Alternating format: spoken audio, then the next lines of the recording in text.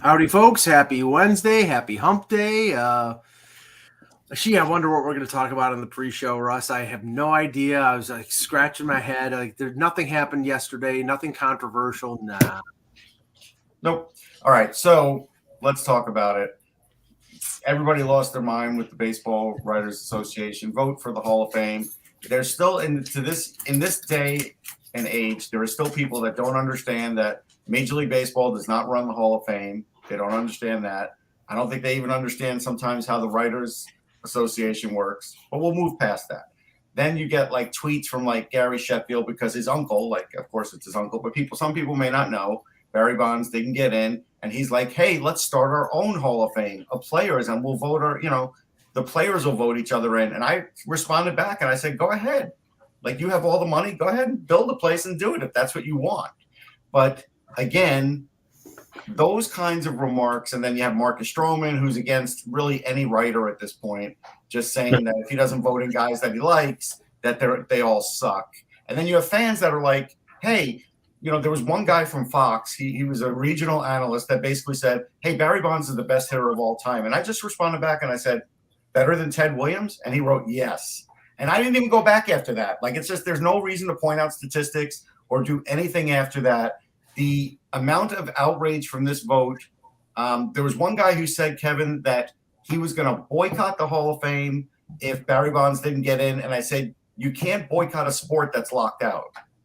Well, you can boycott the Hall of Fame by not going to it. No, but he didn't talk about the Hall of Fame. He said the sport. Right. Okay. Fine. And Kev, this is the thing. And I told Russ, it's like I have an equal standard here. If like A-Rod doesn't belong in, and Bonds doesn't belong in, and Clemens doesn't belong in, then Ortiz doesn't belong in. And the reason Ortiz made it is because he's a nice guy. Everybody loves Big Papi. He's friendly and smiley, and he gets along with, he got along with the Yankee players, even though he was on the Red Sox.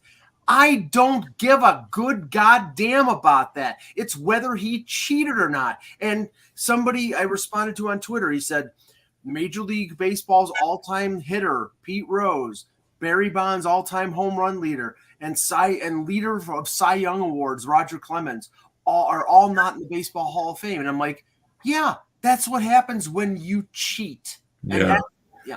Yeah, I mean, it's, this has really divided people yet again. It almost feels political. It's getting close, Kev. Yeah, it's not, but that's how it feels to me. I read, I have friends with in Detroit, one of the writers who votes, and he has voted for all the guys who've been accused of steroids. Just because, he says to me, we're voting on what happens on the field, and he said they were great players.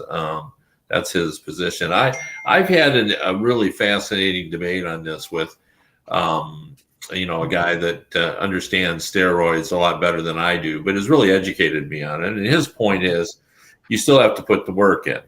That you can't take steroids and suddenly become a 330 hitter. Right. Like Barry Bonds would have been a great hitter whether he took steroids or not, because that doesn't help you hit. But he would have hit 50 homers. That's the thing. That's the thing. But even that, it doesn't, you don't take steroids and on Tuesday and on Thursday you're stronger. You have to put in the work. What steroids does, it allows you the recovery time in order to work out more than the average human being. So, I mean, anybody who has had medical issues and takes steroids, it promotes healing.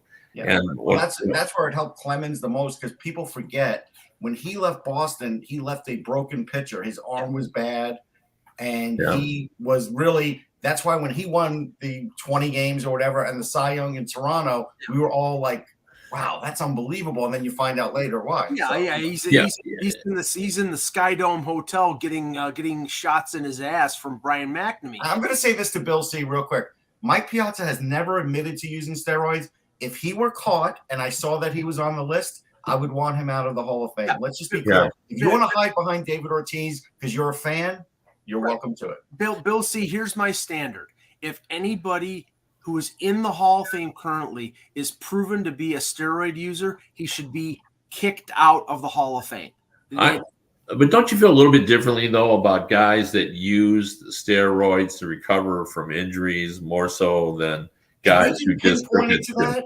I might. So well, that was the thing with Andy Pettit. I'm trying to, right. Andy Pettit did it to recover from an injury, Right? And he which is what steroids are for, right, and he admitted it. So like, I still would not probably vote for him for the Hall of Fame because he did take steroids and they were banned by the sport. But at least he was honest, unlike McGuire and Palmero and all those guys will never get in. And I don't know whether A-Rod or Clemens or Bonds will get in the Veterans Committee. I would think they won't, Kev, because they were so visceral. At least Bonds were so viscerally hated by most of they respect them as great players, but I don't think they were well liked. Yeah, I mean, the bottom line is, like you said, you used the word cheaters, and that's true. I mean, there were rules to the game that they didn't follow, and that generally prohibits you from doing things you'd like to do when you're convicted of a crime, in this case of being a rule breaker. Yeah. And I think they're paying a price for that. I spoke to a 20-year ago major leaguer when I was doing my book Strike Three, and I've spoken to a few major leaguers about steroids, gotten some stories, but this one we had a debate about, and because he just wanted to hear my side, he kept calling me a baseball purist while I was interviewing him, and it was David Segui. David Segui was a really good first baseman, excellent fielder, pretty good hitter. He could hit for average, and he was obviously looking for a little extra pop. Right. No question about it. And his feeling was, hey, he was kind of like keeping up with the Joneses. And I told him that, well, what about the older players that didn't do that now their numbers and records look not great in comparison. They look tiny in comparison. And he kind of saw that side, but he was just like, look, this is what we did. And so I understood the mentality behind it, but then I also understand that sometimes there's a cost, and this was the cost. Yeah. No, I mean, they did break the rules. The same thing with Pete Rose. Oh yeah. I mean, it's not even the same conversation. It's like, to bring him into this conversation, like some people have, it's entirely wrong. But this is the thing, and this is the now that you've let okay, you cannot tell me that these writers, that the 77 some odd % that voted for David Ortiz didn't know about his name being on the list in 2003 that was exposed by the New York Times. I think it was in 2009. Everybody knows it. Everybody knows that he failed the test. Then he didn't fail after that because probably he had good masking agents, but we don't know 100% for sure. But now if you've let him in with that knowledge, then why didn't you let Bonds in? Why didn't you let Clemens in? Why didn't you let now Shoeless? I'm sorry, where's the case against Shoeless Joe Jackson? He broke the rules, but so did Ortiz. That's what I mean. I'll tell you one thing about Ortiz. I looked at his statistics, and there's definitely a statistical anomaly like there are with most guys that took, whether it's for 1 year or a bunch of years. And Ortiz is my favorite one is his last year when he was 40. He had 127 RBIs, which is like second or third most he's ever had in his career. He had a 602 slugging percentage. Mike Trout, when he was winning MVPs, didn't have a 600 slugging percentage. Later, he did have a couple of years that were 602, and Mike Trout's not even 30 yet. This guy was 40. So if you don't think, and I said, unless he's Superman, you could look at these numbers and say, Russ, I love the fact that Ortiz in his first 3 seasons in Minnesota before he went to the Red Sox, he hit a combined 10 home runs. I know. So he was a singles hitter basically. Mm-hmm. With a different name, like we remember him. I have a baseball card of him. Yeah, and now the other thing before we get started here was the name that sort of was underneath the surface yesterday that got passed over was Schilling. I've never seen a player shoot himself more in the foot than Curt Schilling, where he came out last year and said, "Don't vote for me," and all the statements that he made. He's the only one who got to 70% that went backwards, Kev. He went to 50%, and he will never get in because of the stuff that he has said after his career. And that's the thing. His career is Hall of Fame worthy. He is his persona is not. Yeah, no, that's right. And he's just gone out of his way to anger everyone. Well, something's happened to him, Kev, because I interviewed him about 15 years ago about a video game that he, was taking part in. Not the one where he lost all the money for Rhode Island, not that. He was just, a face that they were using. And he was completely reasonable in this interview, and it was a really good interview. And something has happened to him in the last, decade that has shifted him to this bizarre kind of person. Mm-hmm. Well, it's the same thing to many people in the country. He's become political. Yeah. So he's become more of the curmudgeon, get off my lawn type of guy, though. Even more than political. Yeah, but when you're he's the guy, when you're advocating for the death of reporters, that's not exactly. That's definitely obviously. I mean, clearly, I'm against that. I'll just say that. Yeah, the death of reporters. Yes. Yeah. I'll also sign that petition. All right. I think we're all in agreement that we don't want reporters to be killed as reporters. It's easy for us to say. Yeah. All right. Excuse me. Sorry. Let's get going. Especially me. Here we go. The Hockey World. It is Wednesday, January 26th, 2022. I'm Michael Agello. I'm Russ Cohen, and before the Chuck Fletcher press conference, I experienced the World Meat Cutters a trophy presentation, and this was a crazy event to go along with what happened in the press conference. It was unbelievable. I don't even know where to go with that.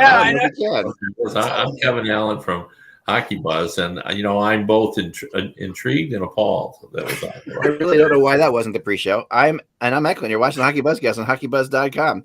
This is the podcast that comes every. I'd rather talk meat cutters than show any well, because information just kept kind of coming in as I was talking more to Zach.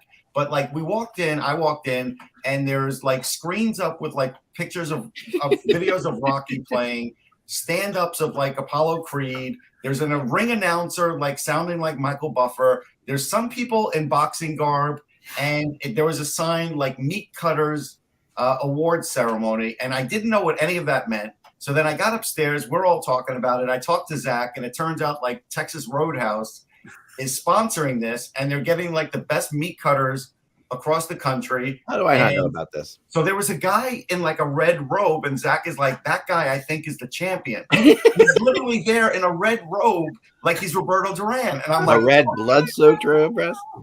Did he have a big belt too? He did not have a belt. No. No. Well, trophies on the desk. And all Zach told us was, don't worry, this is going to end 5 minutes before the press conference because it was loud. Could I have 5 pounds of prime rib, please? Speaking of cutting meat, the Flyers press conference. Yes. Let's jump to that for a second. Russ, I heard you got a question today. Yeah, I did.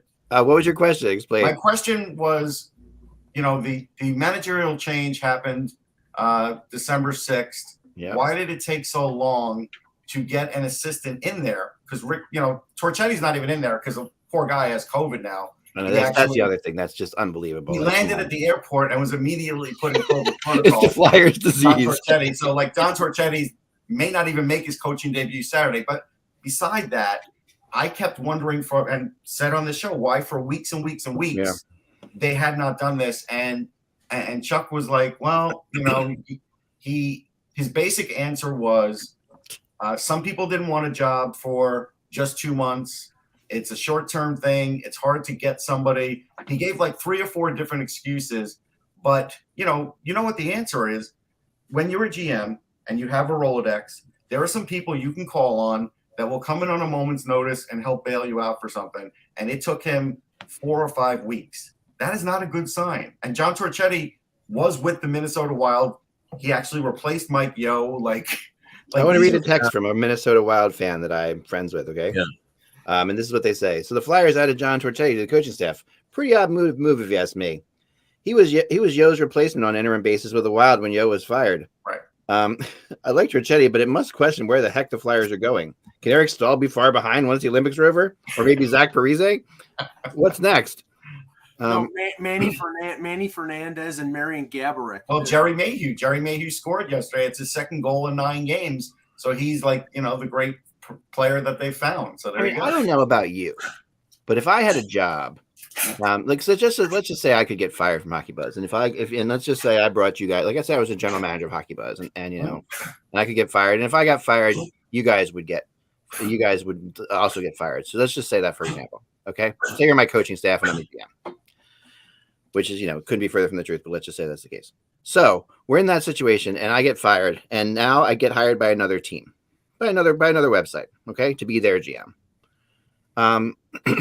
I got fired with you guys as my coaches.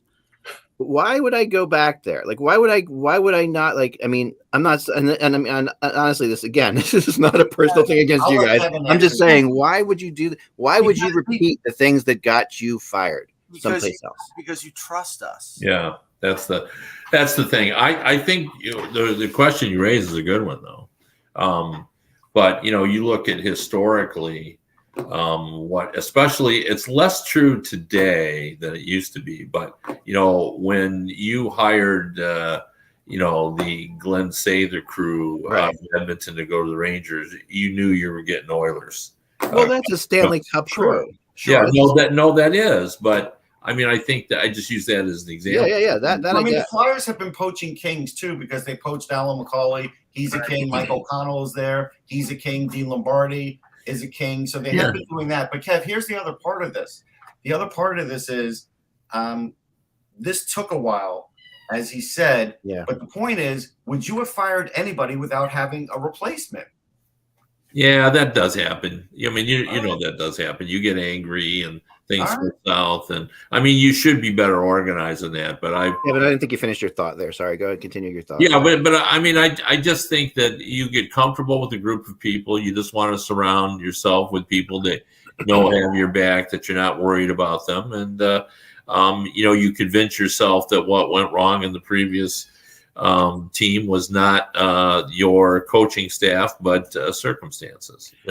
And I can point to instances where a team hired somebody, a team fired somebody, and they really didn't have a replacement. Toronto in 2015, when they fired Randy Carlyle, they made Peter Horacek, who had never been a head coach, the coach. And the reason they did that is because they were going to tank. They knew that team was not good, and they were going to go to the bottom. So Peter Horacek was the captain of the Titanic. In Buffalo, when they fired Lindy Ruff, who'd they bring back? Ted Nolan. This is like a history repeats it. If we don't pay attention to history, we're damned to repeat it. Well, hockey repeats itself all the time. And I get the comfort level. Like, I would never be comfortable working on another website with Michael Jello. Like, for example, like that would be something that I get, like the comfort level. Sure. Especially when I plotted a coup d'etat against you. Right. No, exactly. It's the sign that says it's over. That's what it's Mike's glowing optimism that brings me that keeps him employed here. But Heck, I'll tell you the most. Mike. I mean, and Russ and Kevin, like this is a little bit. This feels like, okay, I get it. You're more comfortable with these guys there, but that you're the general manager. Like, you have to be comfortable anywhere. And if you're not, if you need these guys to come in for comfort, is that telling me that the people above you are making you uncomfortable? Like, the interesting thing about today's press conference, Russ, wasn't what Fletcher said. It was what the other guy said. Right. So I'm going to get into Dave Scott now. So he's been there 9 years, right? Yeah. And he at one point he said, "Hey, I'll give a blank check to Chuck Fletcher, but you can't give a blank check in the cap world." But that's beside the point. I'll give him a little pass for that one. Yeah. But what worries me is, again, when the names like Bobby Clark and Paul Holmgren and Bill Barber get brought up, who are in advisory roles, and he still leans on them and talks to them about hockey stuff. Yeah. And we saw what happened with Bobby Clark defending Chuck Fletcher because of his, relationship with him in Florida when he was there. All those things need to stop if the Flyers want to be successful. Yes. And I'm telling you, I am in the minority probably even of some of the media, because they don't think that's a problem. Because I was talking to some of the media and they don't think it's the problem. I know it's the problem Yeah. because I've seen how business works sometimes. And no, I'm only saying this, Kev, for my business work, that when you get so insulated like that and everybody has like personalities, you generally don't get a great result. Yeah, but we do see this in the business world as well. When guys leave companies, they end up, the executives at the new company know they're not long for that world because the guy will go back, reach back, and pull forward the guys that he's worked with forever. Yeah. But I'm just saying, guys who. Your point's a good one, because what you're saying is this is a result of oriented business, and we can actually see, like other businesses. I mean, they have bottom lines, but this is a little bit different, and this is a little bit more of a voodoo related business too. Like, and I say that in this way because it's like, it is not necessarily Yo's fault or Fletcher's fault what happened in Minnesota. I mean, there's all different sorts of things. Sure. And it's not necessarily, and Mike Yeo could have and they brought in, they bring in Martin Jones, who no one wanted, but they bring him in because of the goalie coach, who they think there's a way that the voodoo can, either there's something that'll happen, like something special. Hockey has a lot of that, like something special will happen if you put this together. Or, I'm one of the first to admit that I do think that hockey has a lot of emotion involved in it. And yes, but the voodoo part of it is what works against bringing in Yo. Keep using this, because the reality is that when something goes wrong in hockey, the feeling this is a superstitious group of people, and it's like it's not gonna work again. It could work perfectly fine, but it won't work again because of superstition. There's a huge amount of superstition. I don't know if that's the right word, Kevin, but you know what I'm saying by that? Yeah. I mean, it's a lot of it's just confidence. Like, let's just use this as an example to illustrate that. And we talked about it when it was happening, when the Flyers end up moving Nolan Patrick to Vegas because McCrimmon felt confident that he could get him where he needed to be. Right. Not really paying attention that one of Patrick's major issues was injuries. Right. Which that was the issue. And then they traded, now I'm drawing a blank, the forward first round pick went to Nashville. Cody Glass. Yeah. He goes to Nashville because Nashville believes that we've scouted this guy, and our system to develop players is good. We'll get him down in Milwaukee, or we'll bring him here, and he's going to be fine. And that deal hasn't worked out for either team because those players were flawed. And So here's a good one, Kev. That's a great point. So Chuck talked about when asked about the rookies and development and some other things, and he wasn't ever going to get deep into development other than saying they've added bodies and they've brought in people, but that doesn't mean it's better, right? But what happened here was with the Cam York situation. So he's saying, hey, Cam York's up here, he's producing, that's great. He is, but they still should have picked Cole Caulfield. It doesn't matter that Cole Caulfield is not producing this moment for the Canadians. What mattered is he was scoring goals before the Canadians turned into a red-hot mess. Yeah. And he was scoring playoff points. And then the one thing Chuck Fletcher was talking about that they still need is goal scoring. That was your goal scorer, but they went with Cam York, and they took Bobby Brink as well. Bobby Brink's still in college, but he has a little bit of an injury history. So I do kind of wonder, because he kind of gets himself in bad positions. He can score some goals, but I don't know what's going to happen at the NHL level. And Cam York's not a number one defenseman. He's probably a 2 or a 3. And so now he's having to defend that even in year 3. And that doesn't look as good as it could look either. Well, there was a moment, that really kind of nailed him. And had I been at the press conference, I couldn't because of my son's thing this morning. But had I been there, and I wanted to be there, I would have asked the question that someone asked. And I don't know who asked about the Ed Snyder question. People feel like this is getting away from the Ed Snyder Flyers, which you guys hear me talk about all the time. I don't know who asked that question.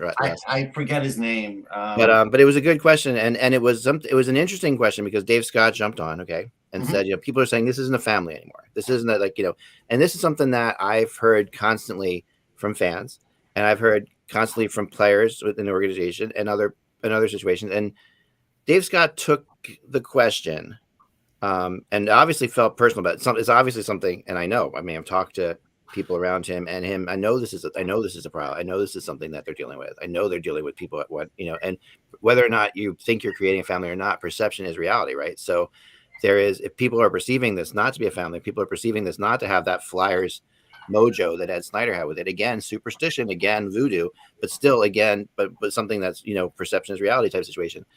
His response was, he said, well, these are the people we've hired to make it, basically he talked about Childers replacement and people like that, and they've hired a friendlier, I forget what's the woman's name. I can't remember her name. Anyway. Yeah, she's been there for 4 years. She's the one who took over for like Luco and Tilger, right? Yes. And Sean Tilger was not, not a nice guy. Like Tilger's a great guy, but it was not like an easy person to deal with. Like he's a fantastic guy. Good at his job. He was very good at his job. He was very good at his job, but he was also knew exactly what his job was because. Mike, can we finish this point, okay, please? Because it's really, I think it's valid. So he then goes and lists all these people that are working within the organization. These are not, but the people he's listing about the Flyers, the Flyers organization, have nothing to do with what the fans are feeling. Like this has nothing to do with the president or the vice president or any of these people, the people that we've dealt with. It's not. No one knows no Flyers fans, are longing for Sean Tilger's return or Peter Luca's return. But what he's talking about is the way the players and the coaching and all that is working. That's what fans feel like is lost. Like the idea that Ed Snyder had that we would never accept something like a 9-game and then a 13-game losing streak and not go out and do something drastic, make some kind of big move. The fact that all you do is bring in, you elevate your assistant coach. That's all they've done. But that's the difference, right?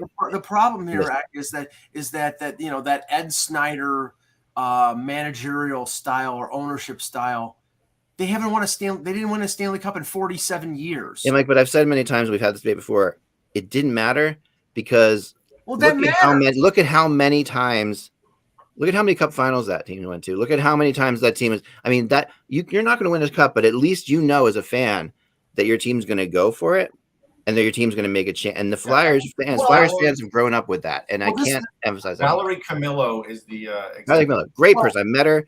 Sorry, her name. She's probably better at her job than those guys were, and I think that part of the Flyers organization is fine. When Russ and I were talking before the show, and he told me that Dave Scott had said that Chuck Fletcher has an open checkbook, and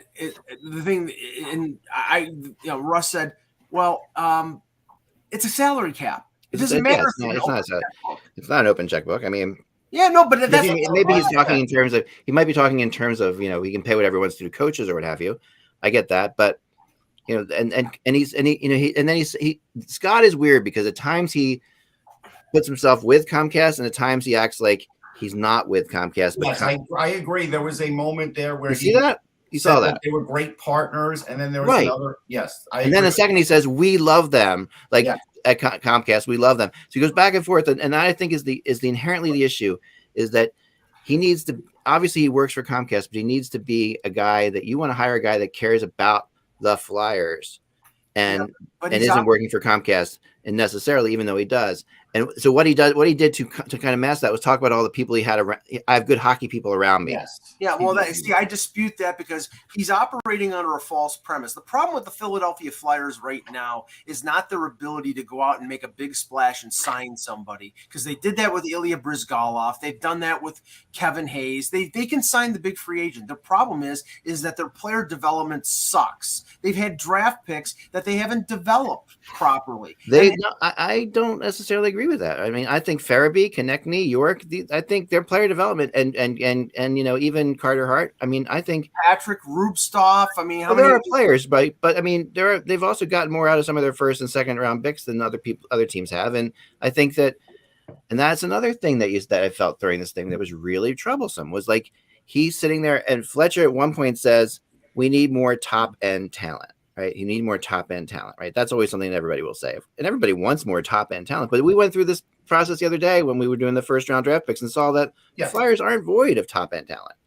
That's really not the problem. Yeah, Farabee is their last top end talent guy right now, and maybe they have one other that can turn into one. No, they're right. Like what's the kid? The guy from the U.S. Brinks or what's the name? No, not Bobby Brink. I'm not sure. No, I think he's not that. But the problem. the problem is, Eck, is that yes, if you hit on your first round picks, great. But what makes the difference between a team that is okay or middle of the road and a team that's great, like say Tampa Bay, is that you got guys like Palat who are 7th round picks or Alex Killorn who are 3rd round picks that you develop into core players or even support players that make you a team that is impossible to win. And this team is thin. They really are tough. Well, and also, Mike, to go along with that, it goes along with the UFAs you bring in, right, to play your roles. Nate Thompson's of the world, those kind of players. Mm-hmm. They've got way too many of those guys that Fletcher's brought in that they're allowing to play major roles that shouldn't be in the NHL. And the funny thing is he fell back on that still.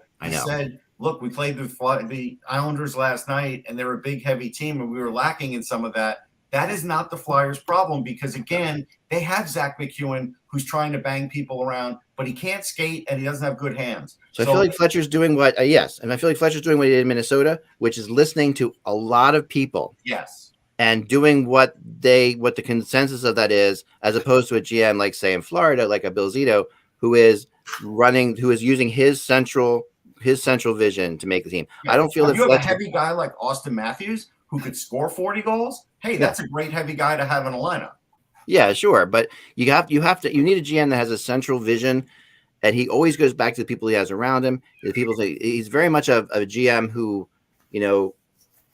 knowing the situation in Minnesota, the owner and all that stuff, and he's just a GM who just listens to everything. And I don't get the sense that there is like someone in the chat room said he was trying to do a rebuild, but then of course this summer he did anything but that, right? Like he went out and he get the Ristolainen thing. No, he basically agreed to, again, saying the word retool. They're not rebuilding. They're going to retool or remodel again.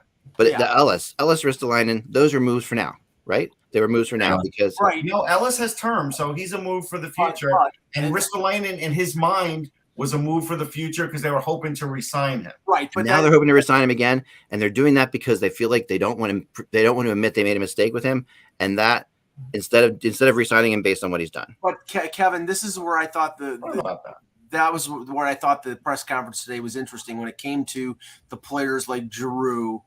He said it's up to Giroux because Giroux has no movement clause, but with Ristolainen, he was sort of like, I don't know. I don't think he was non-committal because, we'll talk to him. Great, you'll talk to him. But if you're not prepared to offer him $6.5 million on a long-term deal, then you're probably going to have to trade him before the deadline. That's where they're at with some of these guys, these rentals. Well, a couple of things. First of all, I actually agree with Zach about the feeling toward ownership and family. I would phrase it a little bit differently. What made Schneider unique among ownership is that fans believed that he cared as much as they did. That's true. And I think that's been lost. Yeah. So there's a disconnect between the fan base and ownership because now they've lost. If Schneider failed, the Flyer fans at least understood that he was trying desperately to win. And I don't know that we know that the fans feel that way now. I don't think they do. Oh, they don't at all. But the other thing is that's yesterday when I did my column, I did the first deep dive on their finances, and they can't afford Giroux or Ristolainen. Right. They're at $68 million. These are $14 million. Jennison, JVR, then they could afford. That's what they've got to do. Right. Now, if they have to buy out JVR, they're only going to save $2.7 million. The problem is, even if they get rid of Giroux and Ristolainen, essentially that money is going to pay the raises to Farabee and to who now? Hart? You mean Hart? No, it wasn't Hart. Who did they? No, Farabee and somebody's raise kicks in. Couturier. Yes. Right. Yeah. So those are going up significantly. So, you still got to sign 10 players and you only got 13 million to do it. And that's if you don't re-sign Giroux. And Giroux had a good enough year where, you're not bringing him back for $4 million. Yeah. Couturier. No, it'll cost more than that. Couturier and exactly. Farabee, his ELC ends and he goes up to $5 million. So, well, I'll tell you the part of the press conference that I didn't buy. When he was talking about the core and talked about Travis Konecny and the core, I think he meant for this year because he's on the team right now. But Kev, that is the other way out. If they trade Travis Konechny, then they could do everything you're talking about. Well, if they trade Travis Konechny, which I think is going to be one of their options, because I don't think they're going to be able to accomplish what they want to with Van Riemsdyk. I think their best case scenario for Van Riemsdyk is you trade him to a Seattle or a Detroit, and you pay half their salary, Right. And then you give them something for doing you a favor. Yeah. But they have a real chance, in my opinion, to take advantage of this. I think through Ristolainen and Giroux, and I got to believe Claude will go try to win a cup. I mean, the only guy, and there might have been others, but the only guy that I can remember that turned down a chance to go win a cup was Sundin, right? Is there any other big names? Didn't Ray Bork turn it down earlier in his career and then come back to it at the very end? Yeah, he did. He did turn it down, but mostly that was because he didn't want to leave Boston full time. Yeah. Well, I think that's the situation with Giroux too, because he has 2 young kids, and he doesn't seem like he does want to leave. But I get what you're saying. Yeah, but the difference is, Russ, is Bork knew Boston was going to keep him. I'm not sure Philadelphia can keep Giroux. I get what you're saying. If something doesn't work out, then they can't. I get what you're saying. Yeah, I mean, and I know they can trade Konechny. There's no doubt about it. But So, but even that's not going to make them clean because they've got to add scores, and those aren't cheap. Yeah. You've got to bring some in. I mean, you hope you can, find a bargain. Yeah. Go to the AHL and find the best scorer there, and right. but they need the Olympics. I would scout the Olympics because there's going to be a lot of 30-year-old free agents coming out of the Olympics. Like Eric Odell, for example, who's playing for Team Canada. He's back with Team Canada. We can't afford to lose EO. I know he's back with Team Canada again. Yeah, I think the Philadelphia is in a bit worse cap shape than I realized. It was a good article. Definitely everyone should read. I tweeted it out this morning. We should read what the Flyers can do by Kevin. But I think that I really do feel. See, I look at them differently. I honestly think that this is a team that is way better than this, and I usually am not that way. That's usually not my thing. That I feel like a team is better than what they're performing. I honestly think that this team has shown over the years so many similar traits over the years that they fall behind in the first period, but yet they're able to come back because they have because they have talent, they have skill, and they can score goals. And at the end of the day, I really feel that this is a coaching issue, and I don't like to blame coaches, but I feel as if they haven't had a coach in there that has been able to get this team going. And that might who are you talking about scoring goals? Yeah, I mean, Couturier's out. Hayes is out. I mean, with injuries is another thing. But when they're all healthy, they have enough goal scorers. No, they really I do. disagree. No, they don't. I disagree. I don't. I mean, Konechny's put up 30. Farabee can do 30. He's nowhere near putting up the 24 that he put up the last 2 years. He's nowhere near that. No, but he's done that, and there's no saying he can't get back to that. All right, so I'm going to tell you, I looked at Konechny just as an example, and when they went into the bubble, that was like the height of his greatness, and he had 24 goals in like 56 games, right? But then, and he was already good the years before that. Yeah. Then in the playoffs, he struggled. Struggled mightily. Yeah. And then all of a sudden, the next year, he struggled mightily. There's no more AV, and he's still struggling. There's no guarantee he's coming out of this. No, but Russ, remember after the bubble, he comes in, and that season, or was it that these two COVID seasons are blending. He had this incredible start to the season, wasn't it? Right after the bubble, like he came out. He had that was the bubble season. He had the incredible. Right, he had the incredible start right after that. Right after the bubble. No, he came and we were watching. Konechny came out again. And he maybe started off strong for the first month or so. Yeah, that's probably true. He has that ability. Like, he is an all-emotional player. He is Brendan Gallagher. Like, I'm convinced that Konechny is Brendan Gallagher, that they are the same player. I don't think he has the same motor as Gallagher. So, but this is the thing. If you had a 25-year-old Van Riemsdyk, then you might have enough score. But you've got a 32 or 33 broken down JVR. He doesn't help you offensively, and he kills you against the cap. You've got Couturier and Hayes. You're 1-2 up the middle, injured. I mean, this is if they're healthy, that's a good one too. Yeah. Yeah. I mean, I think you're right about the injuries. Like if everybody comes back, but I also think that, even when everybody's healthy, this is not a great scoring team. No. I look at it and I think, okay, first of all, I think Carter Hart is fine. He's still only 23 years old. Yeah. Still just 23 years old. He really even, if he didn't come up till he was 24, you'd say, well, that's fine. And he's been up forever. So, you're set in goal. Your defense coming back, even if you get rid of Ristolainen and Yandel, which you're going to do, you're going to have Cam York, who, even if he's a second pairing guy, so be it. I mean, he's off to a good start. He's going to be a good player. Yeah. They've got, if Ryan, I mean, I think the injury to Ryan Ellis screwed everything up this year. Well, it did. There's no question. And actually, today they finally admitted, Kev, that Ellis and Couturier could be out for the season. Yeah, Couturier was out on the ice himself today, and he wasn't skating very hard. He wasn't. Well, Couturier's absence is also big, but I think Ryan Ellis is what really screwed it up. Couturier won the Selke. He won the Selke. I mean, we're talking about one of the best defensive forwards in the game. Okay, well, I mean, Kevin he's a good player, but I think Ryan Ellis, because of what he was brought in for. I don't think Kevin Hayes will score 20 goals again in his NHL career. That was the next point I was going to make. I'm not sure he is either. That's the problem.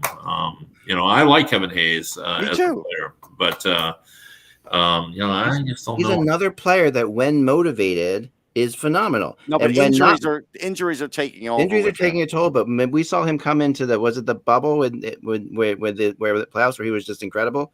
I mean, there are moments when Kevin Hayes looks like when Kevin Hayes, there's two Kevin Hayes. There's the Kevin Hayes that gets the puck and gets rid of it, and there's the Kevin Hayes who gets the puck and holds it. But the one who holds it is the good Kevin Hayes. Because Kevin Hayes is a really good stick handler. He's really good with the puck. He's got great control. And when he holds it and he slows down and sees what's going on around him, he's fine. But most of the time, he's quick to get rid of it. That was 2 years ago, and that's the point. And he's had major injuries, and you have to also factor in the unfortunate. Yeah, I think that affected him. His brother it has. Yeah. So I mean, but this is the thing. I think that they're not going to bring in a coach before the end of the year. It's going to be they wouldn't have brought in Torchetti if they were going to fire. I agree with you, Mike. I agree, and that I think is extremely more of like this whole like no longer Ed Snyder era type thing. That you would ride out the year. Well, here's my point about Hayes. Yeah, he's 29, soon to be 30. Yeah, and he's never had a 50-point season. Right. Yeah.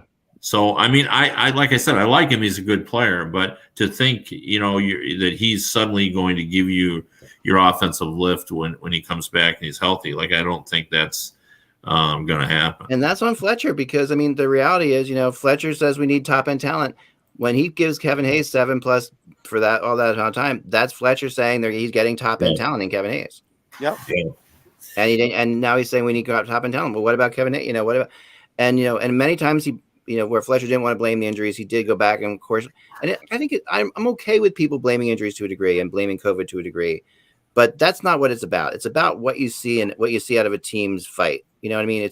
You can lose games if you see a team fighting, if you see it, but it has nothing to do with, to me, injuries and all that stuff. There's no fight in them. There's no fight at all, and that's the issue, right? That to me is the problem. Yeah. The other thing I would say too, which also led me to the conclusion that you got to let Drew walk away, and you might have to trade Konechny, is the fact that they do need scorers and they need top end guys, but they're a franchise that could recruit those guys if they have cap space. Like, I think people will still want to come to Philadelphia because of they're in the East. The Flyers are almost an original six team in terms of national appeal. They're in the sort of the Big Eight. Yeah, people call them the seventh original six team. I've heard that. Yeah, I've heard that. Yeah, and for that. So I think, but they got to have cap space, and you can't need 10 players and have $13 million and get it done. No, you're 100% right. So that's why I say, you got to find a way, and then it goes against.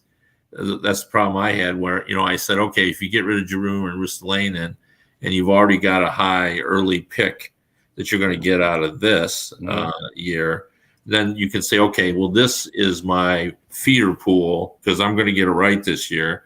Right. You're going to give a Steve Yzerman type speech to your scouting staff and said, this you proved to me you deserve to be here, because these 3 picks, the 2 first-round picks, I'm assuming they're going to get a first for Giroux. These 3 picks are what's going to feed us for the next 2 or 3 years. So I think they'll get a first for Ristolainen if they move them too, because or at least a second. I said second just because I think his year has just been average it's been to below average. I think it's been pretty good. I actually think it's been pretty good. Really? I do. Yes. I mean, the hits are there, obviously. The hits are there. The puck possession's good. Again, I'm not looking for points. That thought because he has a big shot and he's going to get like points like Buffalo was hoping, he's not really that player. What the Flyers are doing with him right now is actually his role and the role for the future. Yeah, I get that, but to me, if I'm scouting him and if I'm a scout and they say go scout him, see if we would trade for him. I mean, the thing that would knock me right off the bat is it's the second effort and it's not there. Like his, like some players you can, like they used to say with like Mark Howe. I remember Mark Howe in defense. The famous line was, you might beat Howe defensively, but then you're gonna have to beat him again on the same play. Like he's gonna come back, you're gonna have to beat him twice. You're gonna have to beat him. You're gonna have to keep beating him. That's where risk to line. I don't know. I mean, against the Islanders, as an example, a game where the Flyers barely showed up at times, Ristolainen had a pretty good game. No, he did. Last night he looked okay. And you know who had a horrible game? Keith Yandel. And oh my gosh, Chuck I'm setting the Fletcher record. I know. And who Chuck Fletcher protected today? Keith Yandel. I know. Yeah. Well, why don't we move off the Flyer page and talk about Fleury? All right, Marc-Andre Fleury.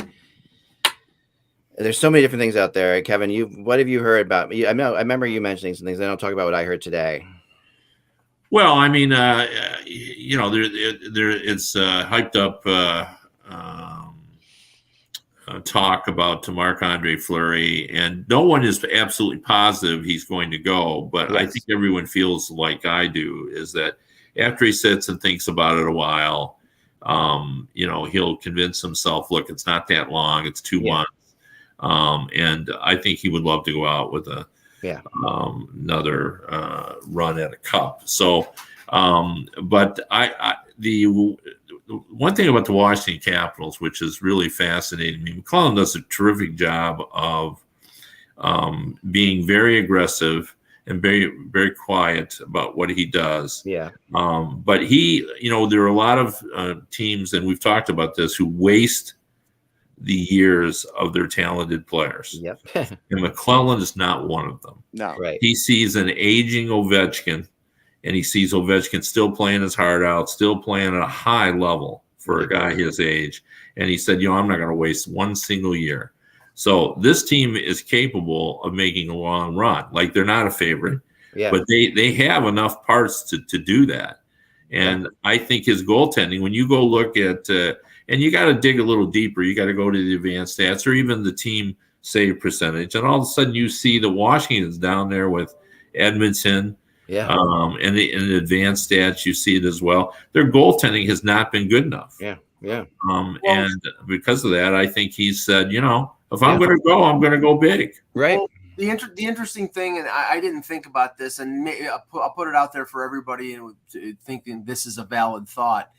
Elliot Friedman was talking about Fleury because the Fleury is out there, and mentioned the fact that Fleury spent most of his career in Pittsburgh, and Pittsburgh's arch rival is the Washington Capitals, and he doesn't know whether Fleury in his heart would want to play for the enemy. Now he's played for Vegas, now he's played for Chicago, but it's, those are 2 Western Conference teams that really don't have rivalries with Pittsburgh.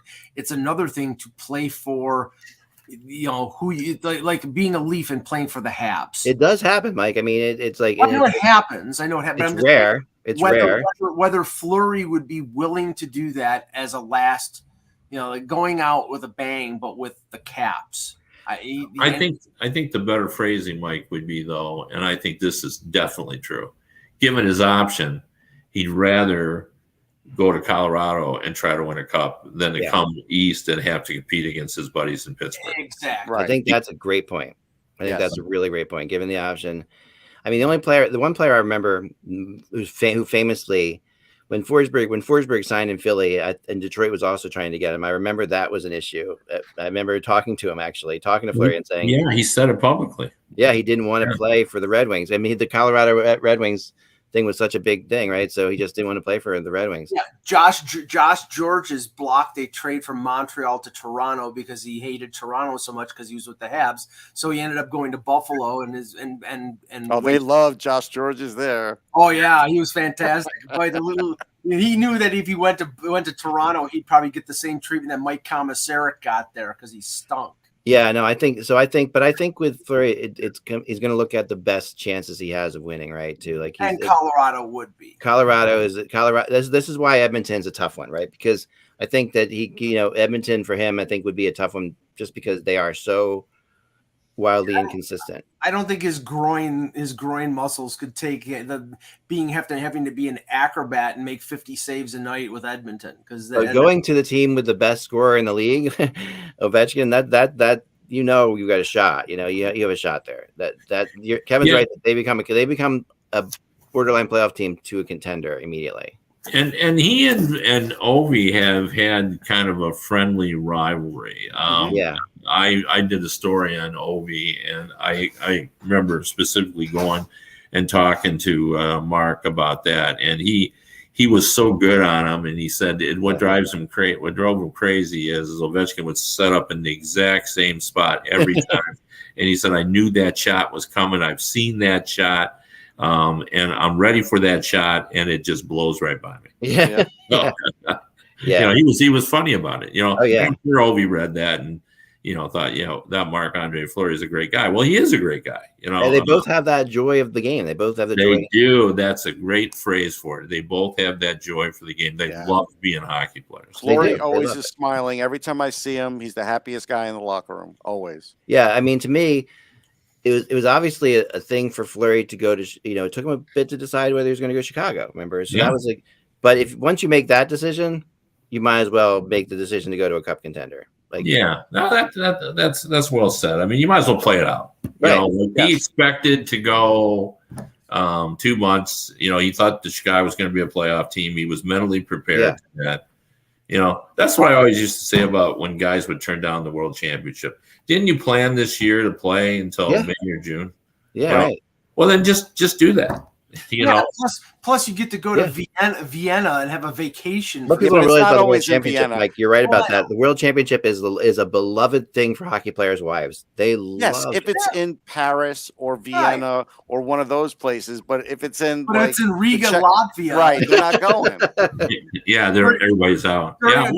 During a pandemic, when you're locked in a hotel for 3 weeks, that's different, obviously. But when it's in Bern, Switzerland, beautiful, whatever. I covered one World Championship, and it was in Vienna and in Innsbruck. But the thing about World Championships that people don't understand is, and it works differently in the European countries, but in North America and in Canada and the U.S., when you have your best chance is when some really good player decides, I want to go and I want to make it a good experience and I want to be competitive, like Sidney Crosby did that 1 year. Yeah. And he called all of his buddies and said, hey, why don't we go over and win a World Championship? Is there a rule?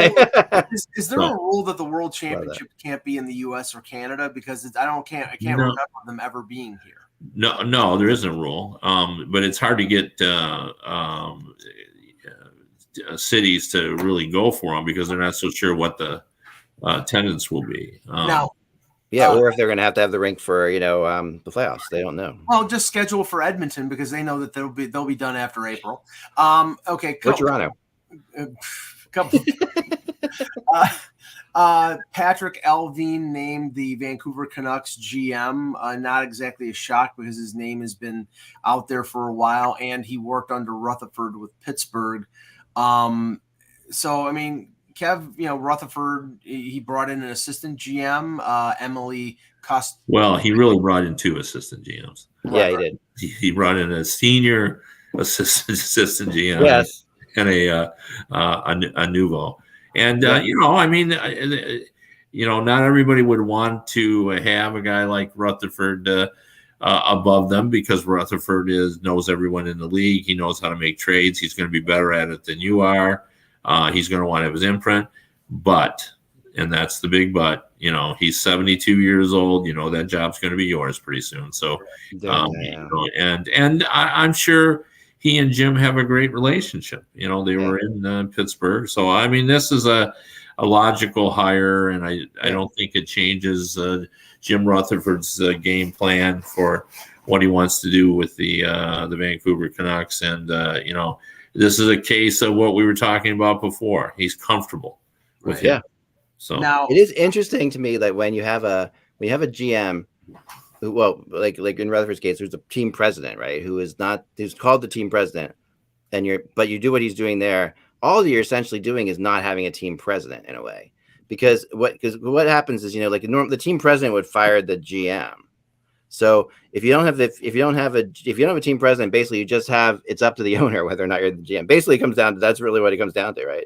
That's what it feels like to me, at least. It's semantics and titles and it's just kind of a new way to do things. And I think in that case it works. I really like the setup there, and I commend Vancouver for hiring Jim Rutherford, not worrying that he's in his 70s.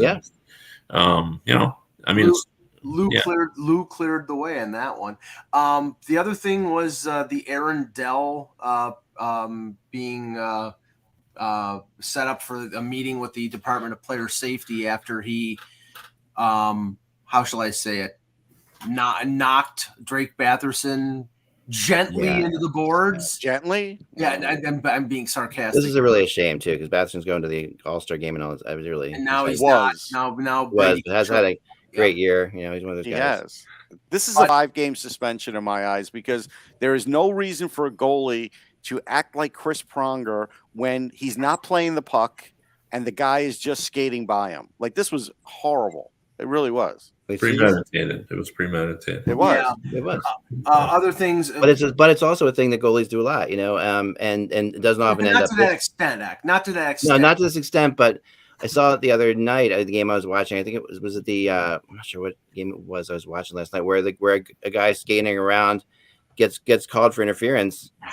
It might have been it was the Flyers game, right? It was the Flyers game, I guess, where Sorokin just basically was behind the net and the Flyer player hits him, but tries to get out of the way. Sorokin basically leans into him, and but the Hart and Vezina Trophy winner can get away with that kind of stuff. Right. But Evander Kane is still awaiting word on the NHL's suspension. According to Darren Drager, the Oilers remain interested, but I think we mentioned it yesterday that there was some interest from the Capitals, which I thought was a little. Yeah, well, that fits into what I said about McClellan. No stone unturned. I'm going to go for it. I mean, again, I think the key here that everyone's got to lock in on is the Evander Kane is willing to play for an essentially entry-level contract. Right. But Kevin, we haven't heard no peep about the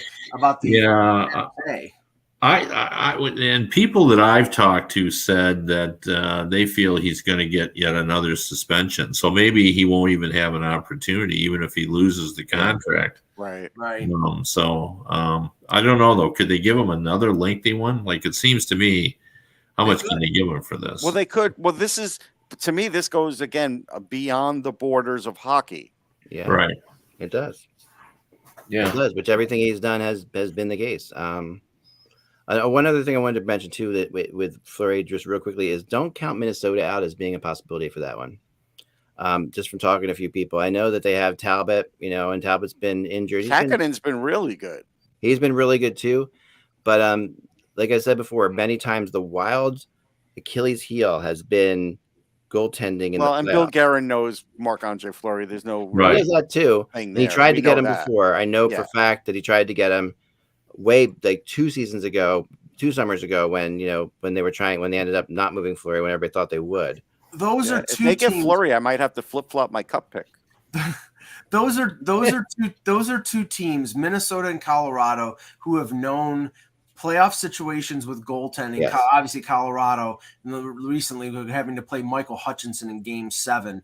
You have a chance of winning a Stanley Cup, and if all you need to do is add that goalie, you pay the price and add that goalie. I don't care if your goalies are playing good now. Francouz is playing good with Colorado, and Kakinen and Talbot are playing good in Minnesota. But that is a move that puts you over the top. It depends who they're asking for, Mike. Like if they're asking me for Matt Boldy, I'm not doing it. Well, no, I don't think they. Well, okay, if Russ, I agree. But if they're asking for a first-round pick, see you later. Okay, yeah, I'd probably do it. I think it's going to be the price. Everybody keeps asking what the price for Fleury would be. I think it's going to be a first-round draft pick. I do. Yeah. And but I also think it's going to be not as high as you necessarily would think it would be, because he's going to be able to decide where he wants to go, which is going to limit the amount of teams that can bid. Yeah, I think that's fair. It'll be a low first and maybe an additional draft pick or a prospect. That's what I think too, Mike. I think there'll be two pieces. Yeah, no, that's for sure.